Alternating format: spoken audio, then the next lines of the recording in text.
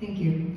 I want to just start out with everyone, please, that Michael Vaughn is still missing. If you're not familiar with Michael Vaughn, you need to be. Michael Vaughn's body needs to be found, and if you would go to Michael Vaughn, you just Google everything up, and I'm taking a few minutes to do this because it's that vitally important.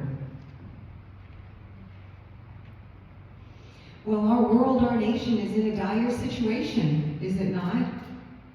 And does anyone know that I even ran starting in 2014 for U.S. House of Representatives? Well, there we go. So in 2014, I ran for U.S. House of Representatives. It was Raul and I. 2016, I was the only one running with Mike Simpson. And how did I acquire 27.9% of the votes, and I only spent $300 for my declaration of candidacy? You're looking at a mommy, an entrepreneur. I stood on this stage in 1981 and danced. And how many years later, I've actually been running for the highest elected positions because I love my state. In 1978, my mom and I moved here with 14 boxes, 2 bikes, a one-way ticket because I talked my mom into moving to Idaho, believe it or not. I love our state like there's no tomorrow, and you're gonna see me everywhere. And the reason for that is because in 2007, when I actually announced that I was gonna run for governor, I was actually told, you're gonna get blacklisted because we don't want a woman governor. Now let me give you a little more history. In 2005, our state was picked the entrepreneurial state out of all 50. And they were giving the centerfold picture to some of those entrepreneurs, and I was one of those 8.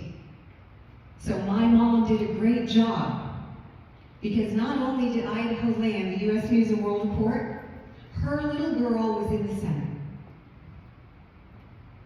And what I want to say to you is that when your companies get that big, you really start seeing who controls the world. And if you just Google me, there's not much more I can tell you about me, other than the fact that I love this state, I'm a great entrepreneur, I've never stopped running. So if you go into Ballotpedia and you look up Lisa Marie, you'll see all my votes. I am not going to stop. And if all of you just say, is she just running to find Michael Vaughn? Maybe that's it. Because you know we have over 1,000 children missing a day. Now in 2018, I want to take 15 seconds and say, I love Raul Labrador. The reason why is because we would go travel all over the state, thousands of miles I was driving, and they would just let every governor candidate go up and they would forget about me. I'm like, wait a minute. Well, I'd have to go up and see. I'm like, I'm running, everybody. Okay, we can have a girl that's a governor. Thank you. Sean Crystal. First off, thank you everybody for coming out today. It's awesome to see so many of you here, so many of you caring about our politics. So I built my campaign, Elevate Idaho, on honoring the past and shaping our future. The core of that is restoring accountability, strengthening our communities, and protecting liberty. It's built on policy framework such as water rights, infrastructure, sensible cannabis policy, protecting our children, investing in them, agriculture, and many more.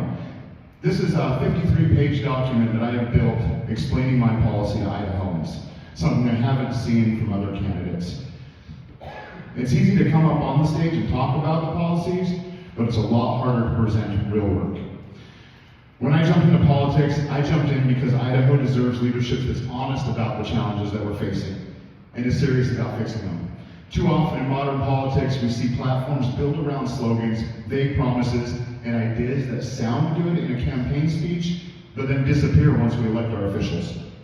That approach might win headlines on the state or national level, but it does very little to move our state forward. My platform was built differently.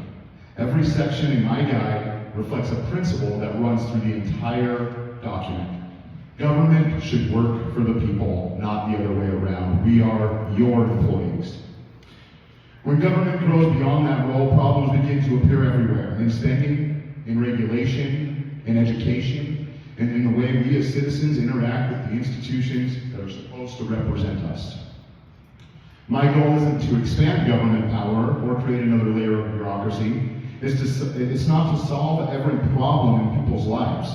My goal is to restore the balance of the systems of powers by strengthening the areas where government actually belongs and returning authority and opportunity back to the communities, families, and individuals who built our state in the first place.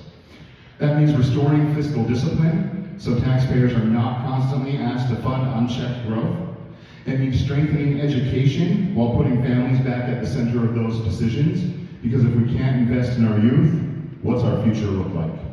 It means building an economy that rewards innovation and respects the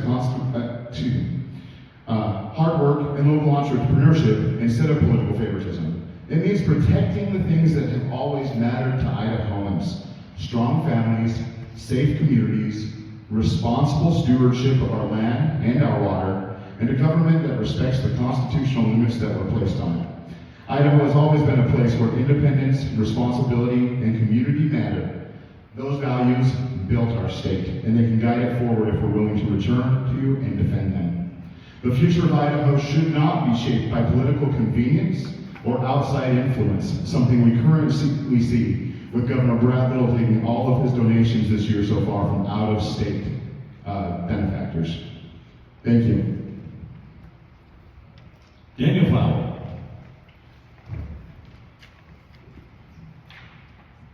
Hello, y'all. Somebody asked me a couple of weeks ago if I was going to be a serious candidate. I remember, and yes, I'm going to be a serious candidate. My name is Daniel C. Fowler. I'm a working father.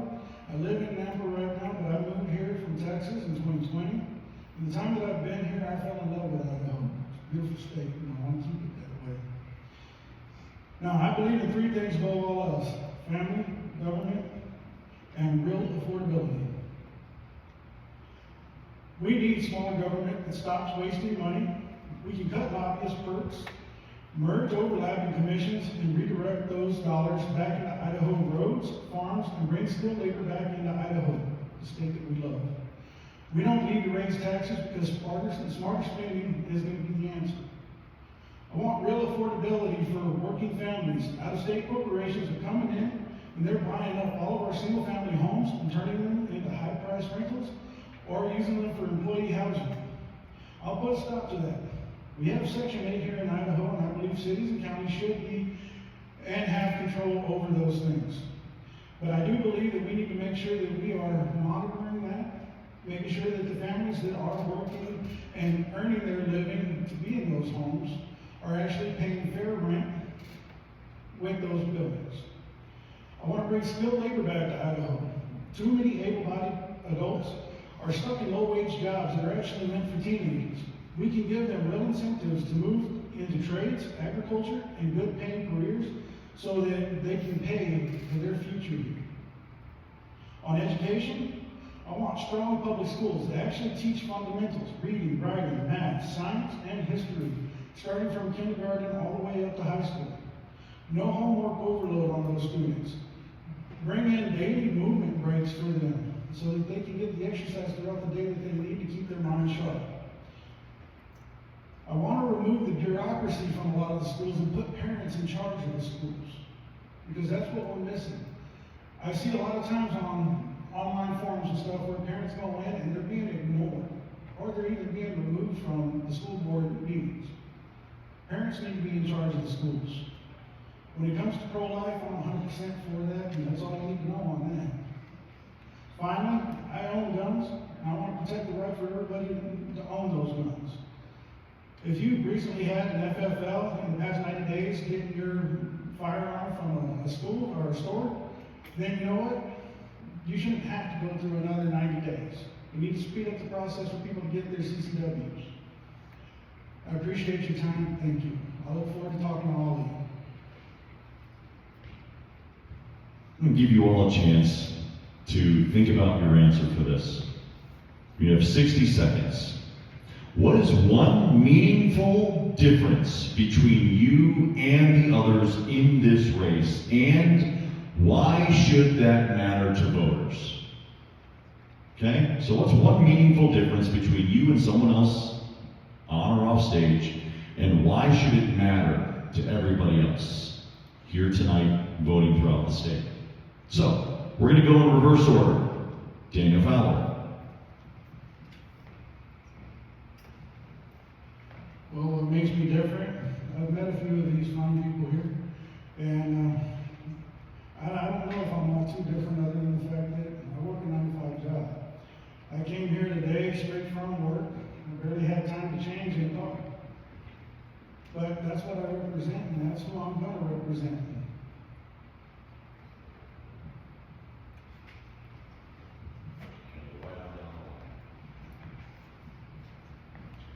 I'm not a candidate that's funded by big PACs, lobbyist money, or corporations. As Pinocchio said, there are strings on others, but as you see, there are no strings on me. I'm not going to run our government on fringe ideas or flat earth conspiracies. I'm going to run our government on accountability for the people that elect me to serve. And that's you, Idahoans, and no one else. You're the people I'm accountable to. I want to answer your questions. Hard, easy, agreed, disagreed. I want to know what's important to Idahoans and how we can fix it together. So on May 19th, I, Sean Crystal, ask for your vote for governor so that we together can elevate Idaho. Thank you. Well, obviously, I'm a female, and I am a mother, and I am an entrepreneur. I can take pressure like there's no tomorrow. If no one knows my companies, I actually had a bridal shop. I employed high school children, seniors, and college students. Why are those children not voting? Why are there only 2 out of 10 people voting? There is a problem. And what I can tell you right now, as a mom, I know what's going on. I love my opponents. I've been calling them and we hang out. But what I'm telling you, the difference that you get with me is I started my company from the bottom up. I was super poor, made an awful lot of money, and I keep putting my money out there. So you don't see me spending money on a campaign. I spend hundreds of thousands of dollars on trying to make sure that our children are okay, not just missing. That's where I put all my attention. But when you are a CEO and you are running companies that are worth millions and millions of dollars, you better know how to delegate. Thank you very much in Jesus Christ. Amen. Thank you.